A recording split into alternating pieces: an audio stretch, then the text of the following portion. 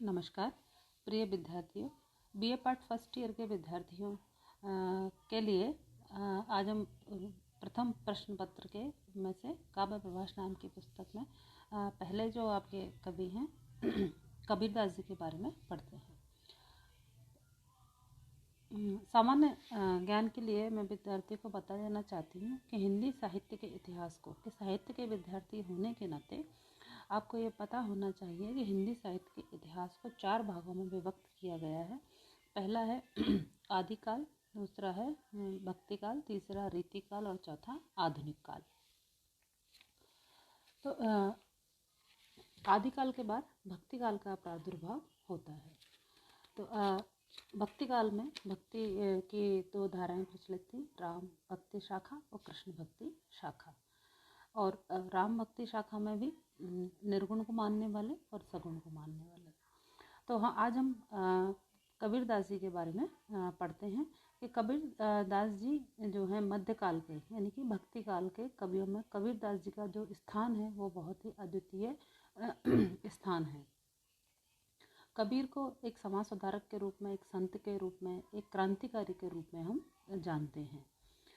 मध्ययुग का जो अंधकार में वातावरण था, हिंदू जनता जो हताश थी, निराश थी, तो ऐसे समय में भक्ति काल का प्रादुर्भाव हुआ और व्यक्ति के मन में ईश्वर के प्रति आस्था उत्पन्न हुई और ईश्वर ही उस परिस्थिति से, दुखों से के सागर से निकाल सकता है, ऐसा लोगों के मन में आशा का संचार हुआ। कबीर सरीखे महापुरुष ने ज्ञान का प्रकाश फैलाकर संपूर्ण मानवता का मार्गदर्शन किया। कबीर के नाम से करीब 63 रचनाएं मिलती हैं, परंतु कबीर वाणी का प्रमाणिक संकलन बीजक ही माना जाता है। बीजक के 3 अंग हैं, साखी, सबद और रामायणी। तो साखी शब्द का शाब्दिक जो अर्थ है वो है चश्मदीद गवाह, ऐसा व्यक्ति जिसने घटना को अपनी आंखों से देखा है। कबीर ने स्वयं कहा है कि साखी उन्होंने रचना कौशल दिखाने के लिए नहीं बल्कि संसार की समस्याओं को सुलझाने के लिए प्रयोग की है। दूसरा सबद, साखी सामाजिक बोध प्रधान थी, जबकि कबीर वाणी के शब्द आध्यात्मिक भाव बोध प्रधान है। इन पदों में उपदेश अधिक है जो समकालीन साधकों को चेतन करने के लिए उन्होंने प्रयोग किए हैं। तीसरा आता है रामायणी। इस शब्द का अर्थ विभिन्न विद्वानों ने अलग अलग ढंग से किया है। रामायणी का सीधा संबंध रामायण से है। रामायण से रामायणी, रामायणी और फिर रामायणी हो जाना स्वाभाविक है। कबीर ने इनमें अनावतारी राम का महत्व प्रकट किया है। उनका राम दशरथी राम से भिन्न अजन्मा है, यानी कि निर्गुण निराकार राम के रूप में उन्होंने अपने रामायणी में राम को प्रकट किया है।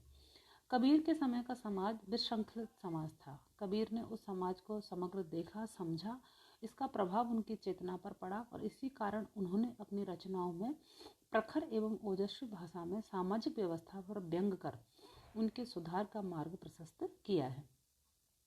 उस समय समाज में 2 धर्मों का बोलबाला था, हिंदू और मुस्लिम। इन दोनों धर्मों के ठेकेदार जनता को अपने बाह्य आचारों और मिथ्या आडंबरों के जाल में फंसाकर अपने अपने मत की श्रेष्ठता सिद्ध करने में लगे हुए थे।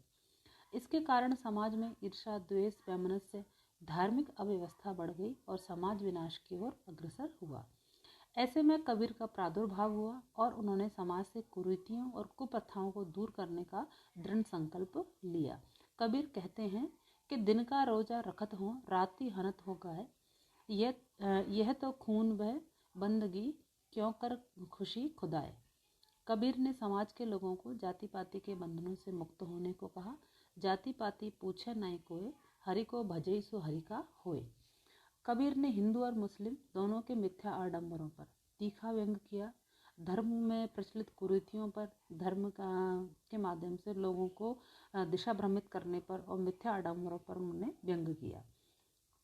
कबीर लिखते हैं कि हिंदू अपनी करे बड़ाई, गागर छोड़ न देई, बैस्या के पायन तर सोबे, यह देखो हिंदू आई।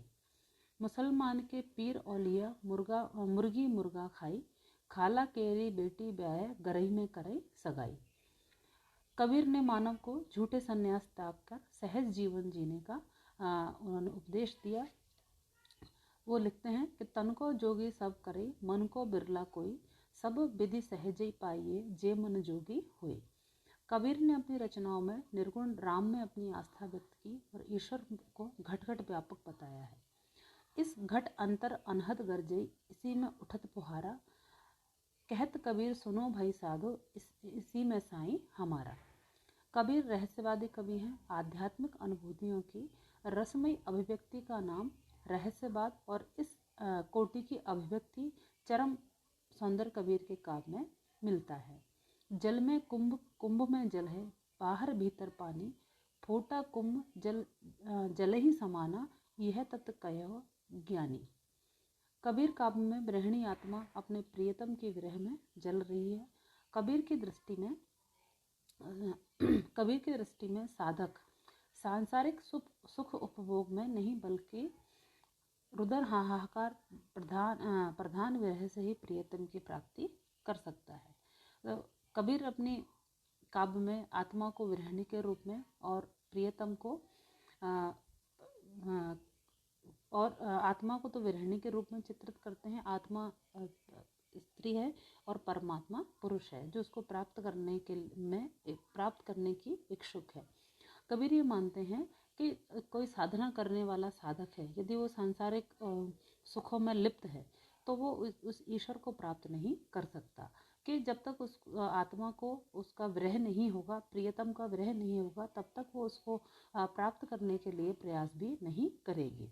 इसलिए कबीर कहते हैं कि रुदन हाहाकार प्रधान विरह से ही प्रियतम की प्राप्ति हो सकती है।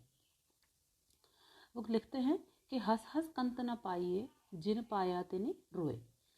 विरह के उपरांत प्रियतम रूपी ब्रह्म ने जब प्रियतमा रूपी आत्मा का मिलन होता है तब वह परमानंद का अनुभव करती है कि बहुत दिनन ये प्रीतम पाए, भाग बड़े घर बैठे आए।